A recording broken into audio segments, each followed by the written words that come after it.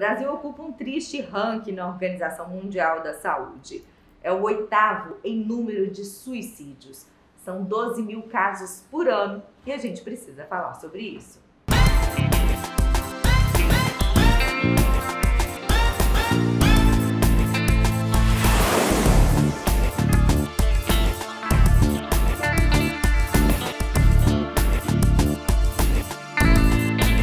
Estamos no Setembro Amarelo. Eu, coincidentemente, também, né? Porque a gente precisa falar sobre esse assunto, precisamos falar sobre a prevenção ao suicídio, as ações, né, de valorização da vida. Por isso, recebo aqui a Fabiane Alvim, que é psicóloga da Secretaria de Saúde de Ipatinga.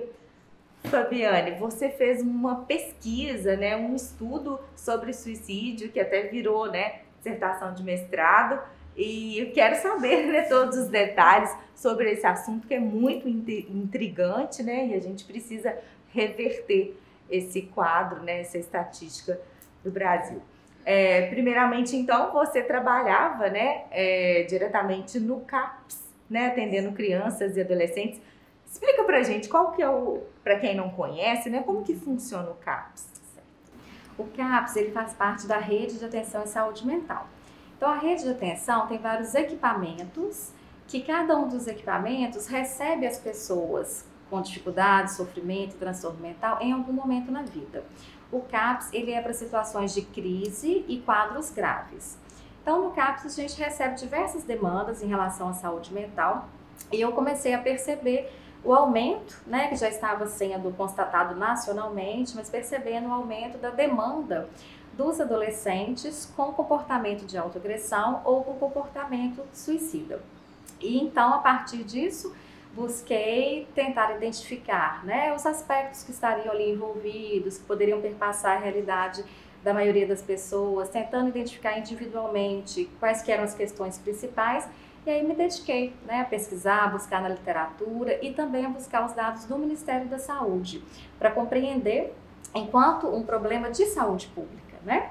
E além disso, a gente ainda tem, enquanto rede de atenção em saúde mental, as unidades básicas de saúde, para os casos que estejam estabilizados, mas que ainda demandam acompanhamento, e a necessidade de atendimento para os casos de urgência que envolva um risco de vida, que envolva uma autoagressão importante ou uma heteroagressividade. Então, a rede é composta, né, por esses equipamentos de forma geral. Uhum.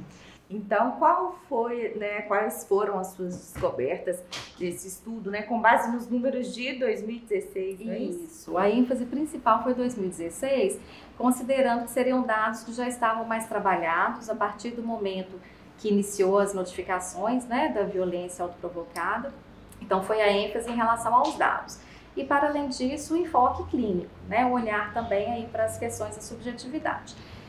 Busquei focar na adolescência, considerando que é um momento de transição, né? E que, em função das mudanças, das demandas que aparecem nessa época da vida, algumas pessoas acabam ficando embaraçadas com essas questões e o comportamento de autoagressão ou comportamento suicida acaba aparecendo como uma certa resposta, uma certa saída em função dessa vivência, né? Então, tentando identificar de que formas a gente poderia oferecer também cuidados e abertura à palavra, abertura ao tratamento para favorecer uma mudança nessa condição. Tentei identificar nesse contexto nacional alguns elementos e o que ficou enquanto resultado, né, o que apareceu, que se destacou, algo inclusive que surpreendeu, é a grande presença das autolesões enquanto jovens adultos, então da faixa aí de 20 a 30 anos principalmente, né, nesse recorte que a pesquisa foi feita, e fiz uma associação com as questões da sexualidade. Nós vivenciamos, né, uma sociedade que é heteronormativa, que coloca enquanto norma, enquanto padrão, a questão da heterossexualidade. Então, as pessoas que vivenciam outras experiências em relação à sexualidade, elas tendem a se deparar com situações de violência interpessoal, preconceito, estigma, e isso impacta na saúde. Quando a gente pensa saúde hoje como um conceito ampliado, quer dizer que todos esses condicionantes sociais acabam impactando na saúde. Então, eu identifiquei que para essa população o número apareceu de uma forma mais consistente inclusive em relação à repetição da violência autoprovocada, né? Então, o uso desse comportamento mais de uma vez na vida. E dentro desse recorte populacional, ainda a população bissexual, que sofreria mais os efeitos da estigmatização, do preconceito e algumas dificuldades aí relacionais em função dessa localização da sexualidade. Eu vou aproveitar até para distanciar um pouco dessa questão especificamente do suicídio para tocar num ponto importante, que é a homofobia, o preconceito em relação aos homossexuais, né, a população LGBTQI+, porque a gente fala, né, nesses crimes homofóbicos, mas a gente está vendo também que o preconceito, as piadinhas machistas, né, contra gays e lésbicas e afins, como eu disse, a comunidade LGBTQI+, ela também provoca isso, o suicídio, né, não só o crime vindo de pessoas externas, mas elas mesmas por não serem aceitas, por não se aceitarem em função desse preconceito, né? Isso, a homofobia, ela impacta de forma considerável, né? A gente pode pensar a importância das relações sociais, né? Do cuidado entre as pessoas, como que isso é um fator protetivo em relação às questões de saúde mental. Quando a gente considera a homofobia e todas as suas variações, a gente está dizendo de uma condição de violência, né? Violência interpessoal. Então, que vai impactar sim, a gente tem dados que mostram como que é uma população que sofre mais questões associadas à violência e de forma ainda mais avassaladora, né? A conotação de cada tipo de violência. Acaba suscitando desconforto, medo, e isso tende a impactar na saúde mental. É interessante considerar que essas situações de violência, elas podem ser associadas a um fator que a gente faz uma diferença em relação ao comportamento suicida, de autoagressão, como um fator que seria aquele precipitante. A gente tem fatores predisponentes que fazem parte da história da pessoa, situações de violência ao longo da vida, dificuldades associadas às emoções, e os fatores, os que ficam mais próximos em relação ao ato, é como se fosse aquele último elemento, né, aquela última situação que vai reeditando esse contexto anterior, que favorece, então, que aconteça esse comportamento de agressão ou comportamento suicida. É o que a gente chama de a gota d'água? Exatamente, exatamente.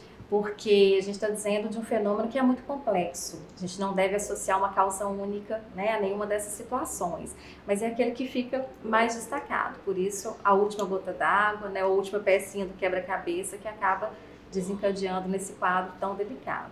Ô Fabiane, e além dessa questão, né, do preconceito, da não aceitação, no caso, né, da população LGBTQIA+, existem outros fatores que seriam desencadeadores do suicídio ou dessa autoagressão? Existem sim. Então, esses fatores, né, desencadeantes ou precipitantes, eles ficaram associados a situações de conflito. Conflito entre as gerações, conflito entre as pessoas e também situações de perda.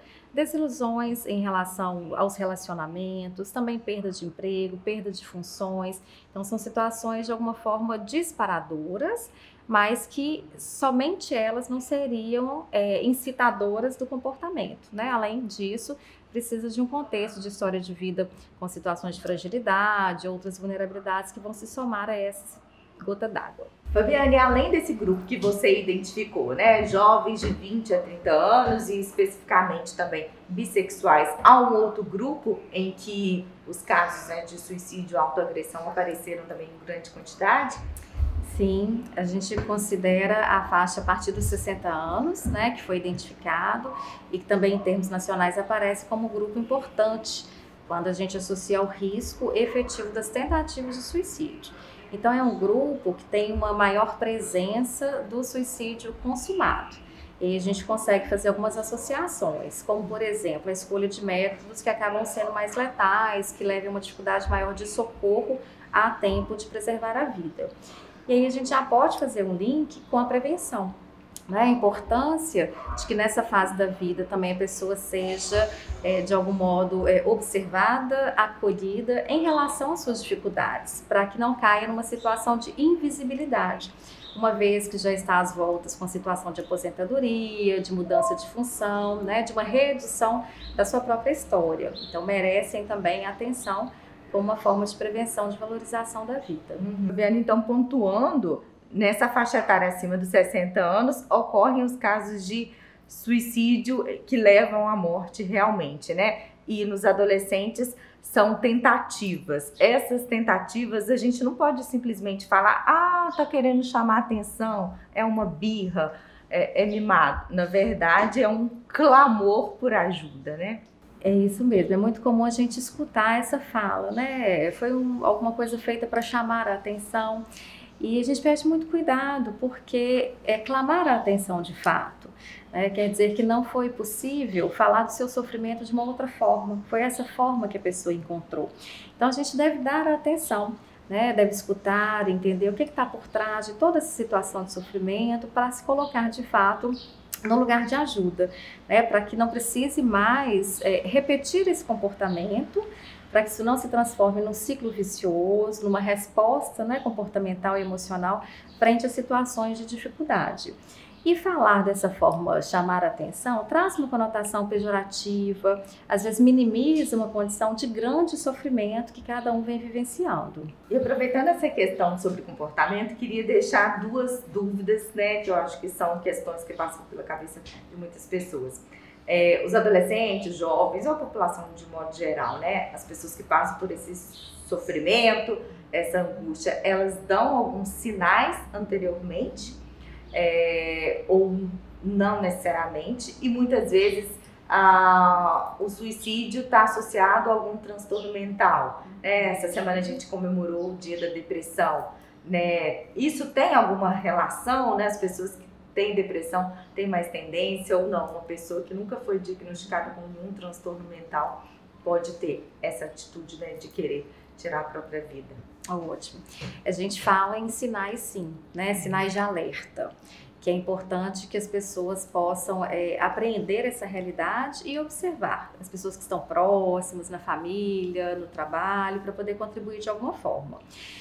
Prioritariamente a gente fala de mudança de comportamento, porque é sempre pensar a pessoa em relação a ela própria, não é? Se ela se comportava de uma forma e começa a se comportar de uma forma muito diferente. Então, às vezes, uma pessoa que era mais externalizante começa a ficar muito fechada, né? A presença muito frequente da tristeza, a mudança em relação ao desempenho escolar, ao desempenho no trabalho, o isolamento social, o afastamento das relações, são sinais de alerta que nos chamam a atenção para oferecer escuta, acolhimento e ajuda. E uma ajuda é importante considerar pragmática, que às vezes a gente percebe alguma coisa e fala, olha, agenda uma consulta, procura um profissional de confiança, e às vezes a pessoa não tem uma motivação em função do momento que ela está vivenciando. Então, a ajuda pragmática seria, vamos lá, né? Vamos agendar, eu vou junto com você, eu vou te acompanhar. Então, esse processo mobiliza aí recursos para poder contribuir em relação à situação. Mas tem muitos sinais que não são muito claros e é um cuidado importante até em função do Setembro Amarelo. Por quê? Várias pessoas já perderam entes queridos em função do suicídio. E às vezes ficam se culpabilizando de não terem percebido esses sinais.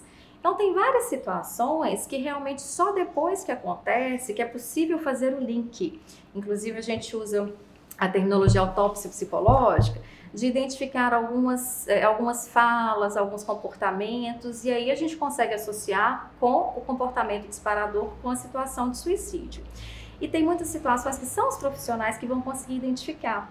Então, por mais que a população deva ficar em alerta para oferecer ajuda, conseguir entender que ela não vai ter condições de identificar tudo, para não se cobrar desse lugar, para não ficar se culpabilizando. E essa outra associação, existe algumas associações de transtorno mental com a situação de suicídio, mas não são todas.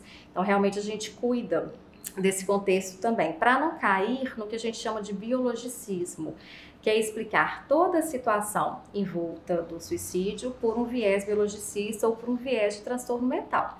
Então, existem pessoas com transtorno mental que vai acontecer o comportamento, mas tem várias pessoas que têm um comportamento que não tem transtorno mental.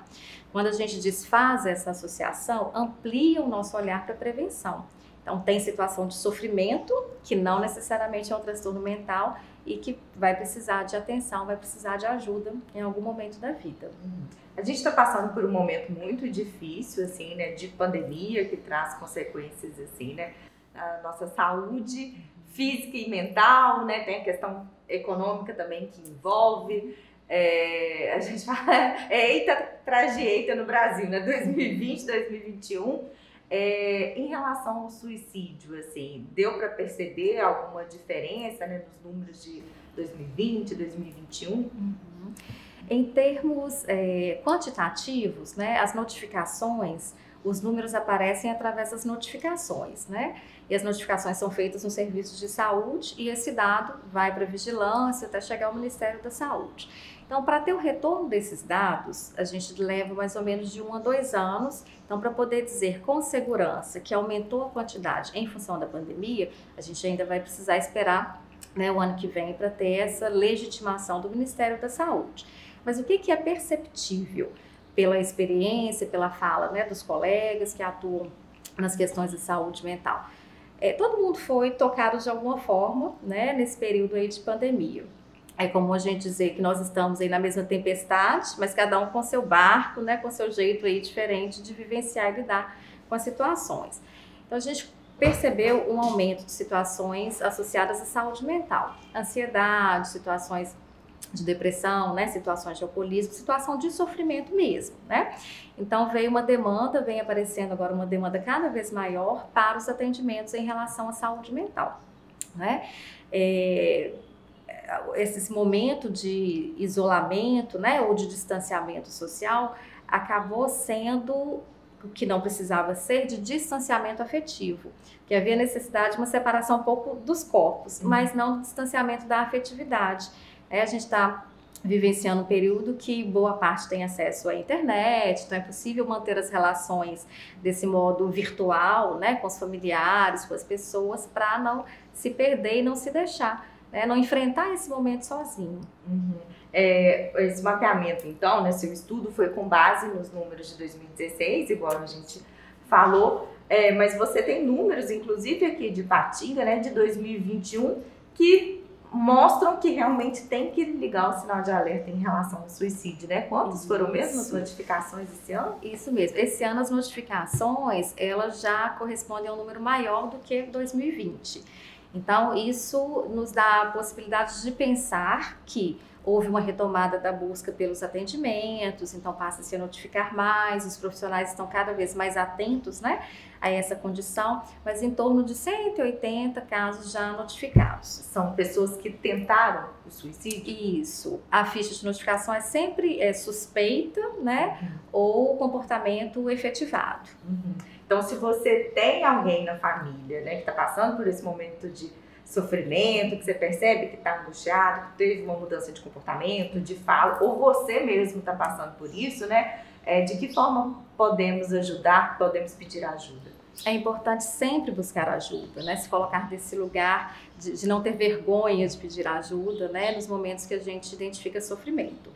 A gente tem o grande destaque, que é o CVV, o número 188, né, que são ligações gratuitas, que funcionam no final de semana, à noite, que é um serviço que faz o acolhimento e a escuta, né, de forma sem julgamento, sem preconceito. Então, realmente um acolhimento para favorecer a externalização do que está passando, né? São pessoas preparadas, treinadas, com muito cuidado para a abordagem da situação.